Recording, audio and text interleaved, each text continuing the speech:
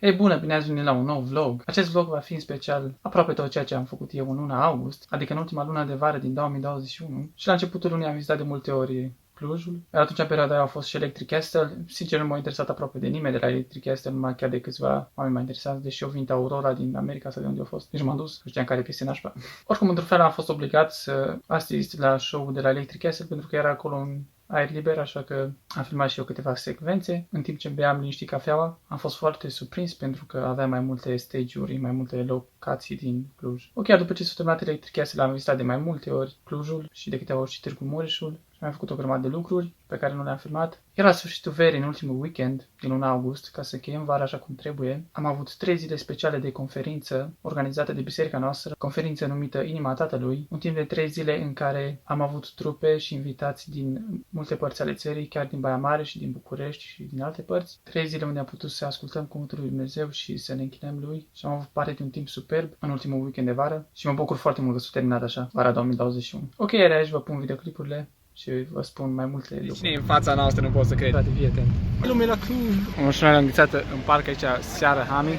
Tipă la ăștia, bă, că n-au ce face, bă.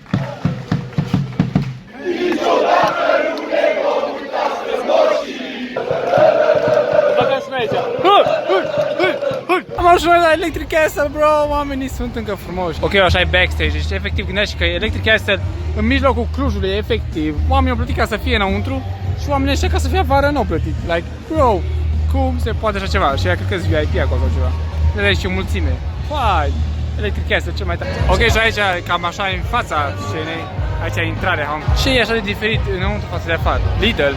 What? S-au dus Lidl în mijlocul orașului. Eu sunt la Electric Castle, Hami, what's up? Băi, prima dată în viața mea când sunt la Electric Castle, băi, de niciodată nu mi-a plăcut de el. Ia, Hami, suntem aici lângă Stem, facem niște poze. Suntem și la o cafea de seară, acolo Electric Castle, suntem aici înăuntru, că nu mai avem loc afară.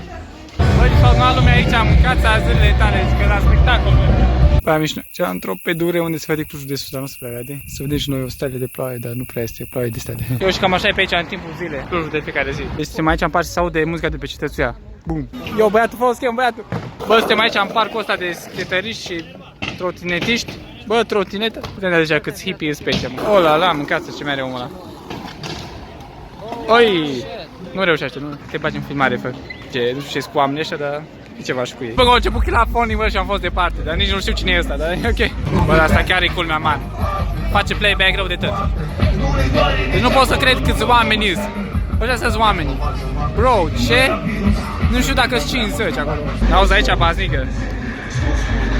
Deci noi suntem aici efectiv la cafenea și de aici poți să-l vezi pe ăla dacă te chiorăști. Deci că nu pot să cred că mai sunt oameni care efectiv cumpără bilete. Like, bro, what? Și acum seara, mă. Asta de piesa, serios, asta așa drept de-o băgat-o la jumătatea show-ului. Yo, yeah. Yeah.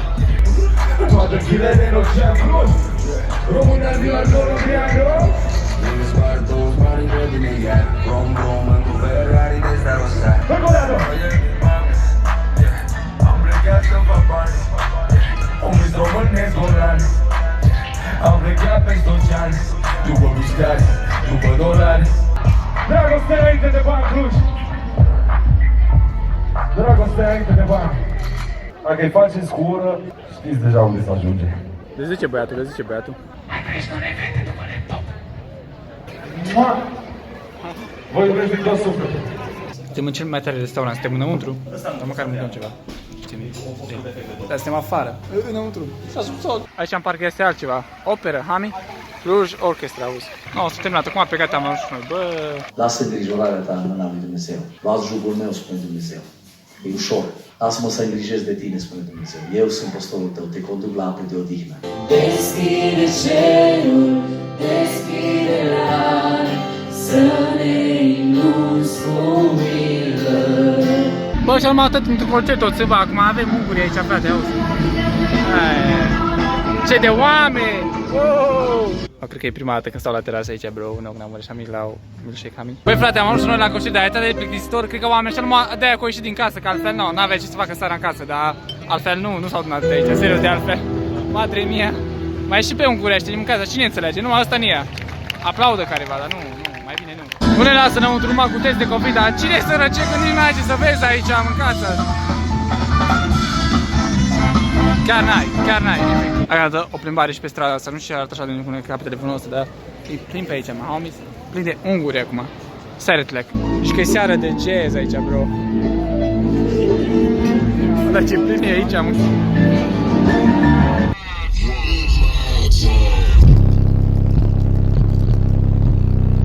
Ia bro, ne-am vândat și noi aici la o masă, Hami. Am vrea să filmez, Hami. Fii atent aici ce. Totuși avem de 30 de ani, Hami. Dar cum să nu? Uite, ne-au seară de închinare, Hami.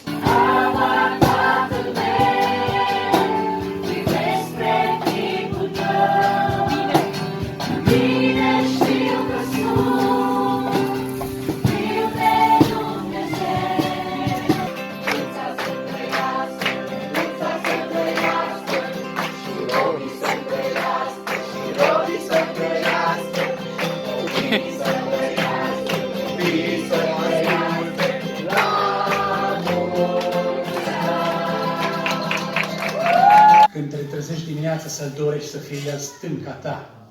Pentru că nu știi ce-ți aduce ziua de mâine, nu știm ce ne aduce mâine. Vine cazul, vine situația în care te prăbușește. Dacă nu l-ai pe Dumnezeu.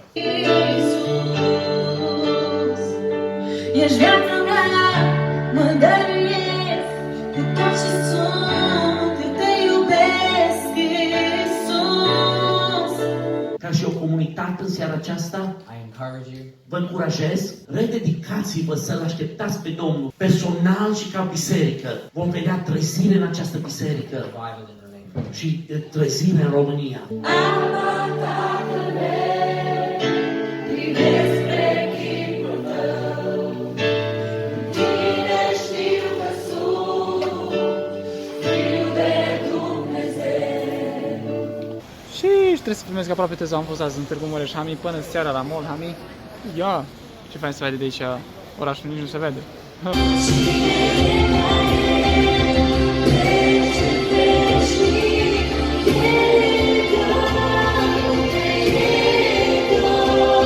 Tot ceea ce ne cheamă Dumnezeu este să facem, să iubim pe oameni și să ne rugăm pentru ei. Ca Dumnezeu, într-un moment sau altul, să-i întâlnească. Și Dumnezeu poate face lucrul acesta. E ultimul weekend de vară din 2021, eu suntem aici afară pe Valea Capitelanului la biserică și o să avem o conferință de 3 zile.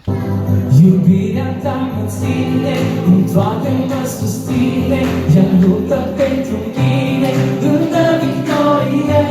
Prin ea merg înainte, pășesc pe locuri sfinte, alerg în biruință, pe calea către cer.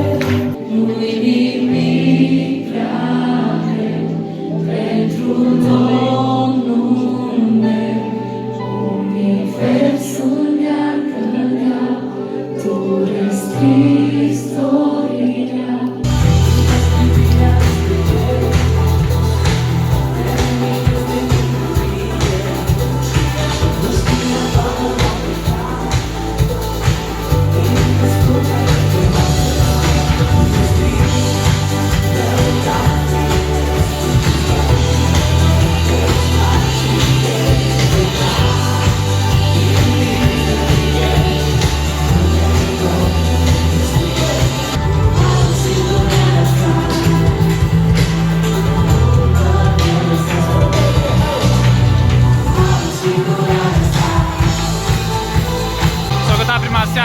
Wow, super, tare!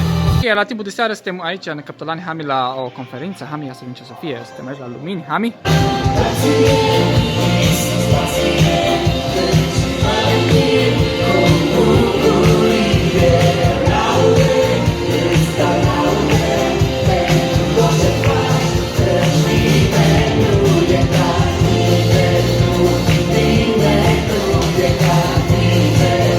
Vrednic ești doar tu, Iisus, tu meriți lauda, toată gloria. Asta e inima Tatălui. Un Tată care s-a dat pe sine pentru om. Dumnezeu a pus valoare pe ce trebuie să fie valoare. Și valoarea supremă sunt oamenii. Pentru că atât de mult a iubit Dumnezeu lumea încât a dat de singurul Fiu ca oricine crede în El să nu piară și să ai o viață veșnică.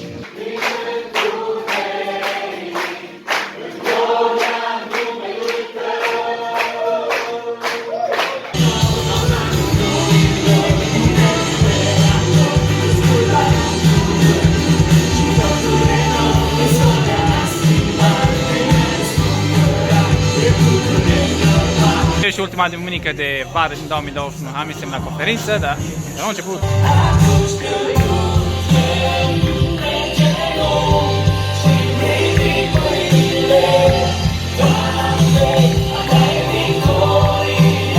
Dintr-o înfrângere simplă, El aduce o victorie răsunătoare. Dintr-o boală necruțătoare care duce spre moarte, El aduce o vindecare totală. Când mă uit la El în sensul ăsta, înțeleg că Dumnezeu, Tatăl meu, este un Dumnezeu atotputernic. Nu are limită în dragostea Lui, în cunoștința Lui, în credincioșia Lui, în felul în care El îți poartă de grijă. Cea mai mare problemă pe care tu o poți întâlni în viața ta și zici, bă, asta e de netrecut. Dumnezeu se uită și zice, nu pentru mine. Eu pot să o rezolv așa. Vină cu ea la mine. Adu-o înaintea Tatălui tău Celeste. Ok, eu s-a mai terminat ultima duminică de vară din 2021. Deci, după cum ați văzut, cam aceasta a fost aproape toată luna august. Spun aproape pentru că mai este o parte destul de lungă în care am vizitat grădina zoologică din Târgu Mureșan. Am pus-o, o să fie destul de tare, așa că stați pe aproape pentru duminica viitoare. Deși am vizitat grădina zoologică în 28 august, am filmat un pic mai mult, așa că nu o să încheapă tot în vlogul ăsta, de aceea o să pun în vlogul viitor. Și de aceea am pus secvențele de la biserică, adică cum am încheiat vara 2021. Și mi s-a părut mai ok. Ok, eu sper că v-a plăcut acest vlog. Dacă v-a plăcut, nu uitați să dați un like, share, comment, subscribe și stați pe aproape pentru că duminica viitoare punem vlog destul de tare. Sigur nu vreți să ratați nici vlogul ăla. Așa că stați pe aproape, iar până duminica viitoare fiți binecuvântați.